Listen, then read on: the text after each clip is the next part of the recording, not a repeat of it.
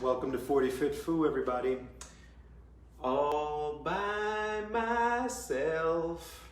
So, yeah, I'm doing this solo, and so you'll notice that my partner in crime, Mimi Chan, is not here. So, as a reminder, what we've been doing for 40 Fit Foo is recapping the 10 Fit Commandments, and today, episode 36, we are on commandment number 5. Your body gives feedback, it suggests that. I don't care if you wear capes, keep it safe. So, a couple things about this commandment number 5. Number 1 is, please remember that we chose the commandments based on the lyrics of the original 10 crack commandments. So we kind of had to make it flow. However, it is a very important commandment, which is keep it safe. So to break down the rule, is your body gives feedback. It suggests that. So in essence, it means to listen to your body, right? You want to be listening to the cues that your body gives you. And in order to keep it, and keeping it safe, the lyric of saying, I don't care if you wear capes, is we all kind of think that we're superheroes. And while yes, I want to, if you train Kung Fu or fitness, I want you to be the hero of your own story, but realize that even Superman has kryptonite, so you got to be paying attention to what your body cues are giving you. Now, with all of that being said, here are kind of a couple of things when it comes to maybe dealing with pain or paying attention to your body. If you are moving around and doing something and you feel pain, that is important information. There is something that I read, I think it was Jerry Seinfeld who said, pain is knowledge rushing in to fill a gap. So if you stub your toe, you just got a bunch of knowledge that you probably shouldn't have stubbed your toe. And the same can be said if you're doing a movement and you tweak your shoulder, or you tweak your back, or you hurt your knee. You just did something, you just got some information that makes you realize that you probably should not have been doing that. And so that is pain giving you information, right? So the pain can be information that's rushing in to fill in a knowledge gap. And so take that information and see what you can do with it. Now, in essence, let's just talk about 3 main focal points that a lot of people get injuries when they do Kung Fu. Injuries or feel pain or feel tweaks. Shoulders, your back, or your knee. The shoulders is a super complex area, and there's so many joints that meet in the shoulder, clavicle, neck. You've got a ton of muscles, a ton of nerves, all kind of meeting in there. And not only do we do a lot of things with our upper body as far as moving, as lifting, pressing, pulling, pushing, spinning swords, but even when you're not exercising, there's a lot of things going on with the way that you chew, with the way that you have your forward head posture. So if you are doing something for your shoulders, you want to keep in mind that it can be very complicated. Oh, wow, I have one person watching. Thank you very much. So you like this shirt. I'm getting compliments on how great I look. So, okay, so think about your shoulders, right? And then as far as your back is concerned and your knees are concerned, there is a term that is very good to think about, is that your pain, unless it's trauma, but pain almost never precedes dysfunction. That is to say that when you feel something go out, your back, your knee, your shoulder, it usually means that you've been moving incorrectly for a certain amount of time, and that's one extra movement was the straw that broke the camel's back. 2 people are watching. Wow, so I have more than one person watching. That's pretty exciting. So let's do a real quick recap here. If you're feeling pain, it is knowledge filling in a gap. Number 2, pain should not precede dysfunction. So you need to be paying attention to how you're moving. And the basic rule of that lyric of the 5th commandment of keeping it safe is when you are doing some kind of movement practice, Kung Fu, Tai Chi, your strength training, your number 1 goal should not be necessarily to get better. Your number 1 goal should be not to hurt yourself doing that exercise, doing your activity.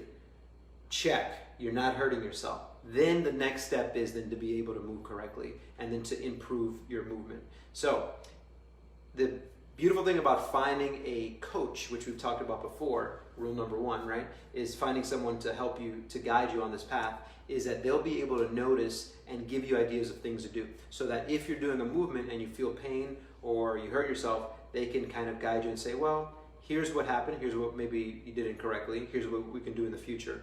And then in the meantime, while you're getting better, then you can do this other type of movements. And I would say that is, for my strength training clients, that is 99.999% of my clients are people who have something going on, be it the shoulder, be it the back, your knee, your wrist, and then we find something else to do that doesn't aggravate that then we can strengthen the rest of the body. Let me see if I have a question. Should we, sorry, it's my thing here says, should we keep it or play it safe? Wow, that's good. Also, in moving, how do we know the difference between soreness and injury? Well, the lyrics are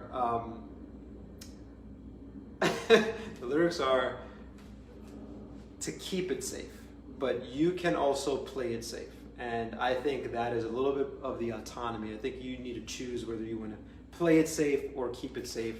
I hope that answers that question. To answer question number 2, how do you know the difference between soreness or injury? It's a very good question. If you are new to exercise, right? If you're new to, and you're starting Kung Fu, you can expect to have soreness in your leg muscles, in your quads, in your thighs, your hamstrings, your calves maybe, a lot of muscles that haven't been used. But in addition, it's likely, because Kung Fu is very demanding on the joints, that you can put a little bit of stress on the joints. However, we don't want that to happen. So if you are doing your first class and the next day you're like, oh man, my muscles were sore, that may be okay, because that may be just an introduction of a new exercise. If over time you move on from now your joints are hurting, then that is a problem. And so it's hard for us to differentiate that for you. So that's a conversation you would have to have with your instructor, with your coach, with your teacher. But just keep in mind that also, you won't really get far in your training if you're always sore.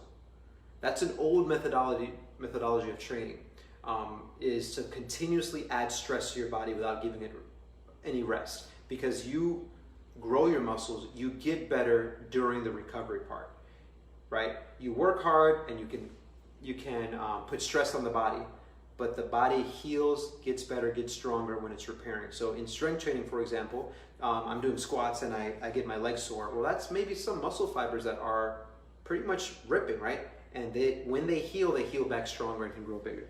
So I hope that answers that question. Okay, here we go, another question. When you say feedback, and I apologize, I don't have my partner here, so my reading is a little limited. When you say feedback, do you think that when you have pain, you should keep working out other areas or rest completely? Man, I don't know who's asking these questions, but that's a brilliant question. Okay, as always, it depends, right? So depending on the severity of the injury, you may have to take some time off and rest completely. But that doesn't mean that you don't have to do anything, because even visualization and focusing on the mindset part of your training can be beneficial as you recover. However, I'm a big proponent that if you injure one part of your body, let's talk about limbs, right? Your right shoulder or your left leg. Well, if you can't do anything with your right arm, you should train the hell out of your left arm. I apologize if I said it. Maybe heck. Heck is more important, maybe a better word. You should train the heck out of your left arm, because there's a cross-transfer effect, which means your body is, in many ways, it's too dumb to differentiate between the right and the left side when you're creating tension. And what I mean by that is, let's take something like a pushing exercise or a pulling exercise. If I create a lot of tension with my body and try to do, like, let's say a one-arm push-up with my left arm because my right arm is hurt, there's a cross-transfer effect where I'm tensing muscles and still creating strength on the injured side. So I would say to do that as often as possible. I'll give you an example of just tonight, a client of mine who came in and says, from my doctor, says I have 2 torn meniscus on my left knee from playing soccer.